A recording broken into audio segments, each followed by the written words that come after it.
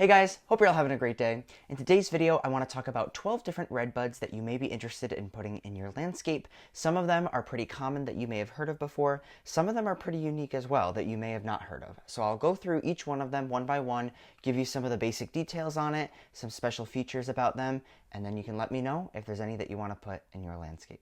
Before I get started with the list, I did want to talk about some overall characteristics of redbuds as a whole.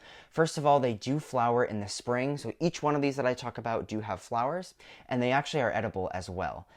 They do taste a little bit like peas, but when you do see them blooming in the spring, I would definitely suggest that you go ahead and try a couple of them. They are also overall medium-sized trees. I am talking about multiple sizes here, but overall they're going to be on like the small to medium size in terms of trees, so they actually do fit into quite a number of landscapes.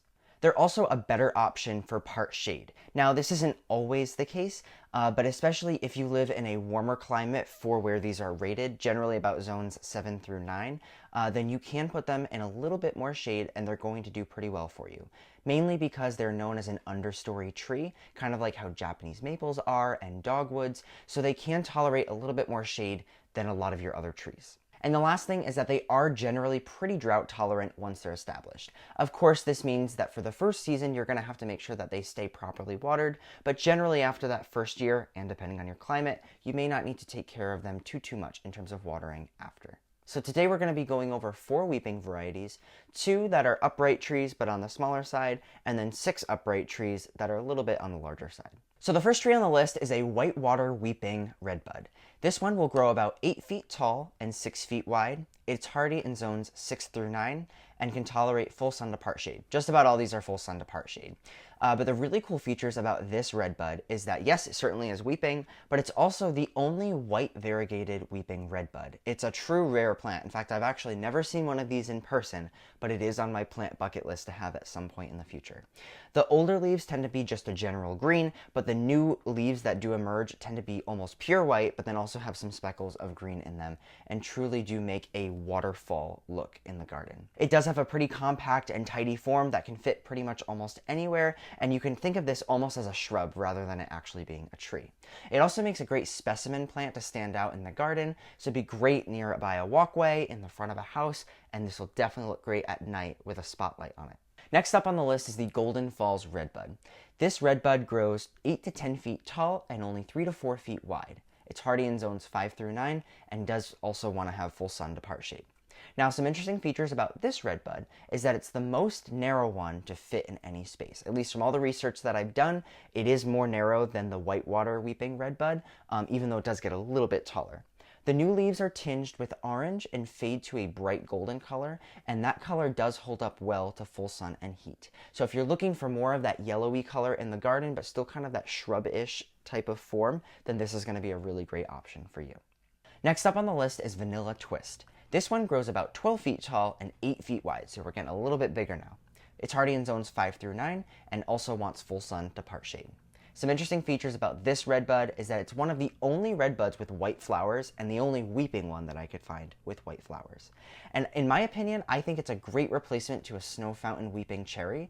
I think a lot of places, or especially a lot of people in the area I live, tend to go for a weeping cherry, especially the snow fountain variety. And I think this is a really great alternative to it because you get a much different look, a little bit more character, and it still has that beautiful weeping shape to it. And our last weeper for today is, of course, the Ruby Falls Redbud.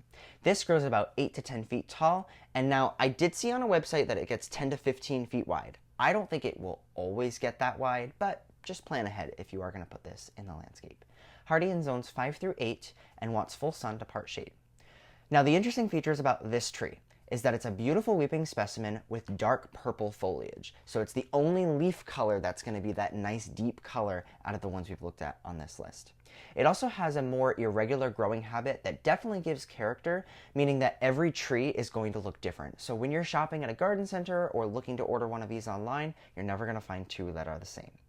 And in the summer, it'll bring tones of deep green, burgundy, and purple. So you definitely get a multicolored look on these leaves, since the new leaves emerge as that more deep purple, but sometimes do fade to that more greenish color throughout the summer. But it'll definitely still have a darker appearance throughout the entire season. One more thing I just wanted to mention about these redbuds that have those darker colored leaves. If you are in a colder climate, if it's, let's say, hardy to zone 5, the color is going to last and persist longer in a zone 5 than it would, let's say, a zone 8 or 9. So just keep that in mind. If you are in a warmer climate, you're going to see a little bit more of that fading to green. Next up is our category of small redbuds. These are still upright trees. They're going to look like a normal tree, but if you are confined for space, then this is going to be a much better option than some of the ones later on down the list. So our first small redbud is called Garden Gems Amethyst. This grows only about 8 to 10 feet tall and 8 to 10 feet wide, which is pretty small for a tree. Hardy once again in zones 5 through 9 and wants full sun to part shade.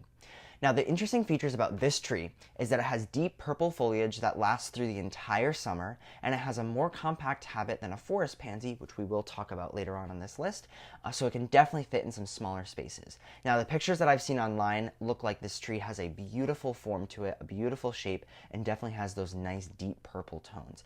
This is a great alternative to the Norway maples, to the thundercloud plums, I think that's what they're called, or a lot of other purple leaf plants if you don't have a lot of space to put them in. So this is a beautiful tree, and again, you're still going to get those gorgeous flowers in the spring. Next up might be some people's favorite on this list, but this is the Rising Sun Redbud. Now, the website I looked at this on says that it grows 8 to 12 feet tall and 6 to 8 feet wide, but I would definitely give it more than 6 to 8 feet wide in terms of space. I would say this tree is naturally going to get closer to 10 to 15 feet wide with time. It's hardy in zones 5 through 9, and it's going to want full sun to part shade. The cool features about this tree is that it has dimensional stacked foliage that creates a beautiful look. Now, it's dimensional because it's so compact in habit and also because of the color of the leaves. So talking about that, the apricot leaves emerge that fade to a golden yellow and eventually to a chartreuse green. This tree is really awesome because it really has 3 colors on this tree at a time, and you'll see a couple more on this list that do the same. What's also very cool about this tree is because the brand new leaves have that apricot color, when you look at this tree from a distance, it actually almost looks like the edges of these branches are flowering because it's such a different color from the rest of the leaves. But even once those colors start to fade, you definitely get a brighter looking tree than the rest of the greens that you'll see in the landscape. Next up, we're going to be talking about medium to large redbuds, and I put that in quote because it's large for a redbud, however, it definitely is not large in the grand scheme of trees. These trees are still going to stay a lot smaller than, a maple or an oak or lots of other plants like that. So starting on this list is going to be Hearts of Gold. This tree grows 15 to 20 feet tall and 18 feet wide, hardy in zones 5 through 9, and once again, full sun to part shade. So the cool features about this plant is that it has beautiful limey green foliage that emerges and then fades to a light green. It's generally much lighter in appearance compared to most trees, just like we were talking about with that Rising Sun Redbud. However, I believe that it's a more tamed version of the Rising Sun Redbud, and then of course gets larger as well. Think of this as similar to the other tree, but doesn't have the apricot tones at the beginning, more so just starting off as that lighter yellow, and then fades to a little bit of a deeper green. But in the end, it's still going to stand out quite a bit compared to a lot of the other just green tones that you see from other shrubs and trees in the landscape. Next one on the list is a little bit different from the rest, but this is actually a Mexican redbud. It grows 12 to 20 feet tall and wide, hardy in zones 5 through 9, wants full sun to part shade, and what really makes this tree stand out compared to the rest on this list is that it has unique ruffled leaves that give a different texture from other redbuds.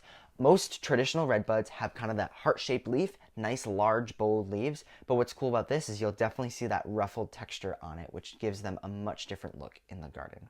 The larger leaves also appear a little bit more blue-green in color, and they're a much cooler look from other redbuds. You see a lot of those warmer tones with the redbuds, a lot more yellows, oranges, reds, that type of thing. This you're going to see a little bit more on that darker green to blue side. So if you like those cooler tones or live in a really hot climate and want to bring that temperature down, this is a great plant for you. It also has stunning fall foliage that does end up changing to a brilliant yellow in the fall. This next tree is particularly known for its flowers, which I know we haven't talked about a whole lot. This one is called Pink Pom Poms, and it's perfectly named, you'll see why. It grows 15 to 20 feet tall and then 20 to 25 feet wide, hardy in zones 5 through 8, and then wants full sun to part shade. The cool features about this plant is that it has beautiful double flowers. Most redbuds only have the single flowers, which still put on a stunning display in the spring, but this one has a truly different look, especially once you get up close to this tree.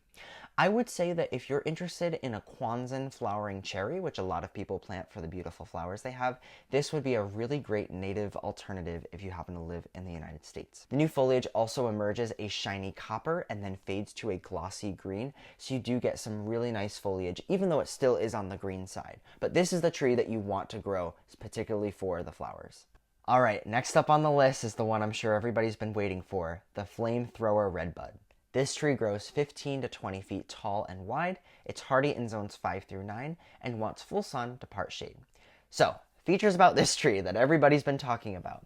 The leaves will emerge a burgundy red, then change to yellow, and then eventually fade to green. But because of this, it actually looks like there's 3 leaf colors on the tree at the same time. It gives an autumn appearance for the entire summer, and this is truly a lot more dramatic than the rising sun redbud. I've seen these trees at garden centers, and they seem to hold their color for pretty much the entire summer, and you truly do get the 3 different colors on the tree at once, from the beginning of the season till the end when it drops its leaves. Next up on the list is my personal favorite, the Carolina Sweetheart Redbud. This tree grows 15 to 20 feet tall and 20 to 25 feet wide. It's hardy in zones 5 through 8 and also wants full sun to part shade. So the beautiful features about this tree is that after it flowers, the leaves will emerge a deep purple tone in color, almost that burgundy red, but more on the purple side. But over time, the full voluminous foliage will transition to varying shades of green, white, and hot pink. It's very interesting to see that on a tree. The leaves will eventually fade to mostly green throughout the summer, and fastgrowingtrees.com actually has a really great image, which I will throw on the screen here, that shows kind of the lifespan of what the leaves look like. But for most of the season, you do also have kind of that tricolor look to it. This is a really great alternative to tricolor European beeches if you are having to be plagued with the beech leaf disease going on. I know in my area in Rhode Island we're dealing with that. And if you want something that stays a little bit smaller than those beeches. It's a beautiful tree, truly stunning, and I'm hoping to add this to my landscape very soon. And we have made it to the last plant on our list today, which you most likely have heard of as it is such a beautiful tree. This is the forest pansy redbud. This tree grows 20 to 30 feet tall and 25 to 35 feet wide, so definitely the largest redbud that we have on our list today. Also hardy in zones 5 through 9 and wants full sun to part shade. This is a brilliant tree that has deep, shiny burgundy leaves that emerge in spring, and it does fade a little bit more in the heat but holds better in cooler climates, just like I was mentioning before with that garden gem. It does turn to a brilliant orangey yellow in the fall and is generally pretty easy to find in garden centers. Out of all the plants that I've talked about today, I would say the forest pansy is going to be the easiest for you to find. This is a truly stunning tree. I do have it in my landscape, and I also have noticed that the color has held better in the last few years. Every year that it does start to mature more, it puts on more growth, and it seems to hold that purple color a little bit more. But again, a beautiful tree if you have the space for it. A great replacement again to the thundercloud plum or also a Norway maple, and a great native plant that'll also flower in the spring for you. So with all that being said, this is my list of the redbuds for today. This is certainly not every single redbud that's out there, but just my personal favorites. I'm going to put a link to all of these trees down below if you want to take a look at some more information, or I do have links to fast growing trees. Not sponsored, they just have some really great information on their website, and you can order through there as well. Besides that, I hope you guys like this video. If you have any other questions or comments, feel free to put them in the comment section down below, and I will see you in the next video.